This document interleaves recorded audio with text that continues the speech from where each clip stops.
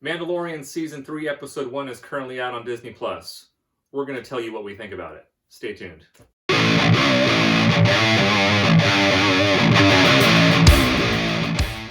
Hey guys, welcome to Fly By Night Reviews. I'm your host, Kiren. I'm Dom. Today we're going to do a spoiler review of Mandalorian Season 3, Episode 1, The Apostate. If you haven't seen the episode yet, I advise you to watch it right now. That way there's no spoilers. Unless obviously, you don't care. Yeah, unless you don't care. Just out of curiosity, out of 10, what do you give this episode? I'd give it about a 7.5 out of 10. Okay. Story moved along. Seemed like kind of filler, but also with some really cool visuals that I enjoyed, like moments. Yeah, I think I'd rate this episode probably like a 7 out of 10, close to what you said. Overall, it was good. Definitely, you could tell this was a Mandalorian, especially after watching like Obi-Wan Kenobi and Book of Boba Fett. Like this one felt like, okay, familiar territory, but it was a good kind of familiar. But overall, yeah, I thought it was a solid episode, and I had my little issues with it, but other than that, it was pretty good. I honestly couldn't.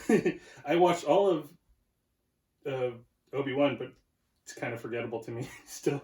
Yeah, another issue I think with just the current like Disney Plus Star Wars shows, like I don't know if my like rose-colored glasses are starting to kind of fade a bit, but like I know when the first season of Mandalorian came out, it was like very fresh and new, and it was like, man, this is like cinematic quality for a TV show, and it was like different. But since then, we've got so much content, like Star Wars content, that I was like kind of waiting for that moment where it would sort of like lose its luster a little bit. And I'm not saying that it's terrible or it's like becoming kind of like, well, I'm not going to mention Marvel, but kind of like how Marvel's kind of just like like been there, done that, almost spinning their wheels. Yeah. I just feel like with like Obi-Wan Kenobi kind of being a little disappointing in my eyes, and also Book of Boba Fett, Mandalorian season 2.5. Yeah. Yeah. It just kind of like, it's hard not to feel that way, but what did you like what were some of the parts you liked about the episode? Like, I know there was like a lot of like the scenes, like when they're in this hyperspace and you see the Purgles, Grogu looking at the Purgles. Yeah, see, that's something that I know a lot of people know what those are, but like I didn't really watch like Rebels or any of like the cartoon, so that's another thing where it's like, oh yeah, I could totally see that. Like, for me, I watched Rebels, so I knew what those were, and I thought that was cool. But I could also see how someone who hadn't seen any of the animation, like, what the hell is that? Yeah. But that was like sort of like, okay, like I had to kind of like research, like, okay, what were those little like whale tentacle things that were flying? And it's like, oh, okay, it's something that I haven't seen, so I can understand like people getting kind of excited about that. Also, can see how anybody who didn't watch the Book of Boba Fett's like, wait, Grogu just was already taken by Luke. What happened? Yeah, exactly. See, that's another issue that I had. It was like having him, if you haven't seen Book of Boba Fett, there's an episode, no, spoiler, there's an episode within that is basically just a Mandalorian episode. Like, it feels completely disconnected from the Book of Boba Fett. And it's actually probably one of the best episodes that I've, like, of the Mandalorian, to be honest, just felt like amazing. But there's Boba Fett's in it for like what, 2 seconds? Yeah, I can't remember. Was that the same episode where he goes to pick up Grogu? He goes to drop off the little chain link armor. Okay, yeah. So there's like this. Apparently, Jon Favreau says there's a 2-year like passing of time from when Grogu was with Luke or something. Which I can't remember if it was a year or 2 years. He had said, something like it's just kind of like, I wish they would have saved all that for season 3 of Mandalorian instead of kind of starting it out the way it did. Because I know I like the beginning, like I like that alligator. They're doing the ceremony for for the new Mandalorian like child or whatever. At first when I watched it, I thought maybe that was like a flashback to like Din.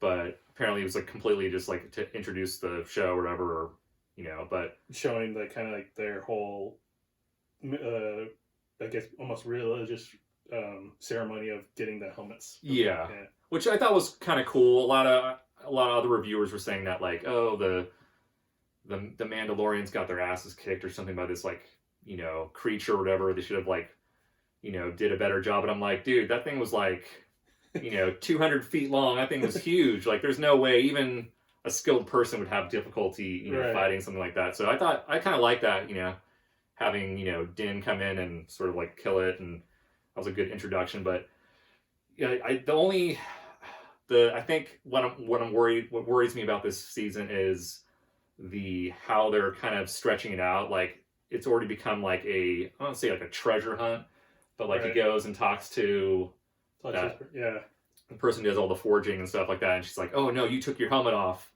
you can't be a Mandalorian anymore. And he's like, how do I redeem myself? And it's like, now it's going to be sort of a season of him just kind of like going back to Mandalore, trying to like redeem himself. And it's kind of like this... like the other two seasons, each episode kind of felt like it was on its own. There was that whole thing as he was trying to find how to help Grogu, but it wasn't all like every episode was interconnected, but each episode felt like it was on its own thing. Yeah, like, so like I kind of wished they would have done season 3 with him without Grogu for a bit of the show, and have a back and forth with like Luke and Grogu, and then have him and then like having something happen where he needs to go back and pick him up or whatever, just some to kind of make it a little bit different. So now it almost feels like season 1 and 2, there's always like this sort of like, oh yeah, we have to do this, we have to go to this planet, get this, we got to come back, and a lot of that. And then also the planet that he meets, I forgot his name, the dude with like Griff Carter. Yeah, the dude with the big old cape, like he looks like royalty now. Like that planet, Apollo I guess. Creed. Apollo Creed, and what's his face from not Billy Madison, but Happy Gilmore. They go back to that place, and like it's all like changed, and like everything's like new, and like I guess showing how it went from like this total like, I don't know, like dilapidated like kind of mining town to it's gotten more prosperous each season. And that was sort of cool. I guess that was a way of them to show the time changing too. But if I'm coming in without seeing Book of Boba Fett or anything like that, like I'll be like, what the hell is going on? Like, why is this place like brand new all of a sudden? Like again, the whole Marvel issue is like you have to watch something else for it to make sense. Which was I think I was kind of hoping they wouldn't do that with Star Wars, but here we are, I guess, with the shows. But what else in the episode? I thought the scene where they were kind of doing the homage to Empire Strikes Back in like the asteroid field was sort of cool. That was cool. Yeah. There was like a lot of that in the episode, like a lot of there's a lot of cool scenes. Yeah. But the story is kind of I don't want to say it fell flat, but it just kind of the story seemed kind of like secondary. It was like, oh, what cool scene can we come up with next? Yeah, or like the scene with the Grogu, Mando, and the little Bubba. I forgot about the Babu freaks. Babu freaks creatures. Yeah, that was actually pretty funny. Like, so, me and with Babu freak, I was like, so that was kind of cool to see, whatever. But yeah, there was a lot of that, like, pandering to like the fan base of it, which Andor, like, I know you didn't really watch it. I watched Andor. I didn't really like Andor that much. A lot of people I couldn't get past the fourth. I think the fourth episode is where I stopped. Yeah, I'll probably get to it someday. Yeah, it's really tough to get through. I mean, I'm all about serious stuff, but like that show, it took a really long time to kind of get interesting. Like the last few episodes was like good, but like going from that show to this show, I could see people going like, "Wow, this seems like a kid show." All of a sudden, they definitely did lean into Grogu being more of a toddler. because his actions were definitely more toddler-like than before. But I mean, that's kind of expected. Like, you know, as soon as he seems more comfortable with Din now. So yeah. I mean, you know, you kind of know what to expect now with Grogu because like he's such a like even when he was introduced, I was like, oh man, he's gonna be like the next like marketing like cash cow. I know it's gonna take like 200 years for him to be like a teenager at this rate, because they age kind of differently. Yeah. And then what was it the last scene with Bo-Katan? Like, oh yeah, that was interesting because I know the last time they kind of were together, it was when was it before or after Luke had? It was right as Luke took Grogu with him. Yeah, and it was all like the Darksaber, like right. He took the Darksaber instead of her. So I thought there would be. She was mad about that, but at the same time, they were still kind of like they were cool.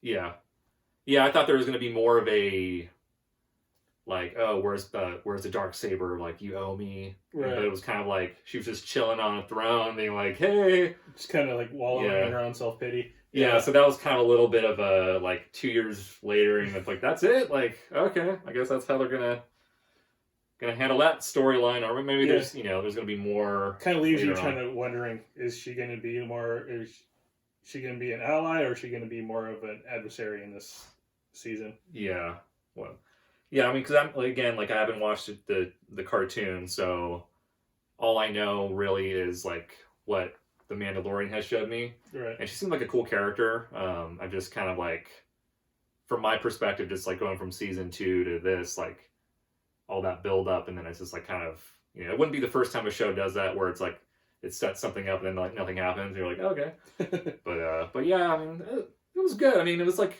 38 minutes. I felt like people were saying it felt short, but I thought it was like perfect. Yeah, they usually.